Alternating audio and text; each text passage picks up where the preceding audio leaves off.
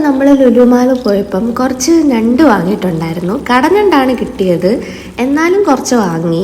അപ്പോൾ നമുക്കിന്നൊരു ഞണ്ട് റോസ്റ്റ് സെറ്റാക്കി എടുത്താലോ? വീട്ടിൽ അമ്മ എപ്പോഴും പറയും കടഞ്ഞണ്ടിനെക്കാട്ടി ടേസ്റ്റ് കായൽ ഞണ്ടിനാണെന്ന്. ലുലുവിൽ കായൽ ഞണ്ട് ഇരിപ്പുണ്ടായിരുന്നു, പക്ഷെ അത് ജീവനോടെ ഉള്ളതായിരുന്നു. എനിക്കങ്ങനെ കൊന്നെടുക്കാൻ അറിയത്തില്ല.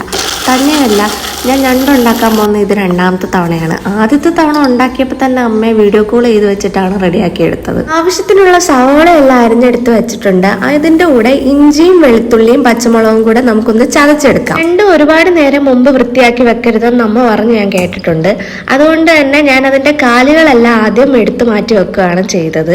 അതിനുശേഷം സവോള വഴറ്റാൻ ഇട്ടിട്ടാണ് അതിൻ്റെ ഉൾഭാഗം വൃത്തിയാക്കി എടുത്തത്. പക്ഷെ വീഡിയോയിൽ ഞാൻ വൃത്തിയാക്കുന്നതെല്ലാം ഒരുമിച്ച് തന്നെയാണ് കാണിക്കുന്നത്. ഞാൻ പറഞ്ഞില്ലേ, ഞാൻ ഞണ്ട് സ്വന്തമായിട്ട് വൃത്തിയാക്കി എടുക്കുന്നത് ഇത് രണ്ടാമത്തെ തവണയാണ്. ആദ്യത്തെ തവണ അമ്മ വീഡിയോ കോളിൽ തന്നെ ഇരിപ്പുണ്ടായിരുന്നു. ഇത്തവണ പക്ഷെ എന്തായാലും ഞാൻ സ്വന്തമായിട്ട് വീഡിയോ കോൾ ചെയ്യാതെ ഇരുന്ന് ചെയ്തു.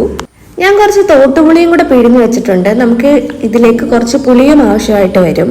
ഇനി നമുക്കൊരു പാത്രം വെച്ചിട്ട് എണ്ണ ഒഴിച്ച് നമ്മൾ നേരത്തെ അരച്ച് വെച്ചിരുന്ന ഇഞ്ചി വെളുത്തുള്ളി പച്ചമുളക് പേസ്റ്റ് ഇട്ടൊന്ന് വഴറ്റിയിട്ട് സവാള വഴറ്റാനായിട്ട് ഇടാം. സവാള വഴണ്ട് വരുമ്പോഴത്തേക്കും അതിലേക്ക് തക്കാളിയും പിന്നെ ആവശ്യത്തിലുള്ള പൊടികളും ഇടണം. മുളക് പൊടിയും മഞ്ഞൾപ്പൊടിയും കുരുമുളക് പൊടിയും ഗരം മസാലയും ആണ് ഇടേണ്ടത്. പക്ഷെ ഞാനാണെങ്കിൽ ഈ പൊടികൾ ഇടുന്ന വീഡിയോ ഒന്നും എടുക്കാൻ എനിക്ക് പറ്റിയിട്ടില്ല. പൊടികളെല്ലാം ഇട്ട് കഴിഞ്ഞതിന് ശേഷമാണ് പൊടി ഇടുന്ന വീഡിയോ എടുത്തില്ലെന്നുള്ള ബോധം എനിക്കുണ്ടായത്. അപ്പോൾ പറഞ്ഞു വന്നത്, ഇത്രയും പൊടികൾ നമുക്ക് ആവശ്യമാണ്. അതിൻ്റെ കൂടെ ഉപ്പിടുന്ന കാര്യം മറക്കരുത്. പിന്നെ നമ്മൾ നേരത്തെ പിഴിഞ്ഞു വെച്ചിരുന്ന പുളിയും ഞാൻ ഒഴിച്ചിട്ടുണ്ടായിരുന്നു. ആ വീഡിയോ ഞാൻ എടുത്തിട്ടില്ല. അപ്പോൾ ഉപ്പും പുളിയും ആവശ്യത്തിന് നോക്കി ഒഴിക്കുക. അപ്പോൾ ഇതെല്ലാം ഇട്ടതിന് ശേഷം കറിവേപ്പിലയും കൂടെ കുറച്ചിട്ട് പൊടികളുടെ പച്ചമണം എല്ലാം മാറി വരുമ്പോഴത്തേക്കും ഞണ്ടിട്ട് നല്ലപോലെ ഇളക്കിയെടുക്കുക. സംഭവം ഇത്രേ ഉള്ളൂ. നല്ല അടിപൊളി ടേസ്റ്റാണ്.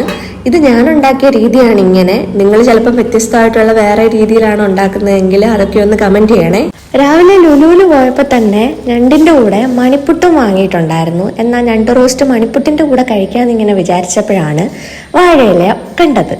എന്നാൽ ഒന്നും നോക്കിയില്ല, ഒരു ഞണ്ടുകൂടി അങ്ങ് ഉണ്ടാക്കാമെന്ന് വിചാരിച്ചിട്ട് വേഗം തന്നെ ഒരു വാഴയില എടുത്ത് മണിപ്പുട്ടും ഞണ്ടും എല്ലാം കൂടെ വെച്ച് അത് നല്ലപോലെ ഒന്ന് വാട്ടിയെടുത്തു. വാഴയിലയിൽ ഇത്ര നേരം ഇരുന്നതിൻ്റെ ആണോ അതോ ഇനി ഞാൻ ഉണ്ടാക്കിയതിൻ്റെ ആണോ അതോ ഇനി രണ്ടിൻ്റെതാണോ എന്താണെന്നറിയില്ല. പക്ഷെ അപാര ടേസ്റ്റ് ആയിരുന്നു എന്തായാലും. അപ്പം നിങ്ങൾക്കൊക്കെ ഇഷ്ടപ്പെട്ടോ ഇല്ലയോ എന്നുള്ളത് കമൻറ്റ് ചെയ്യണേ.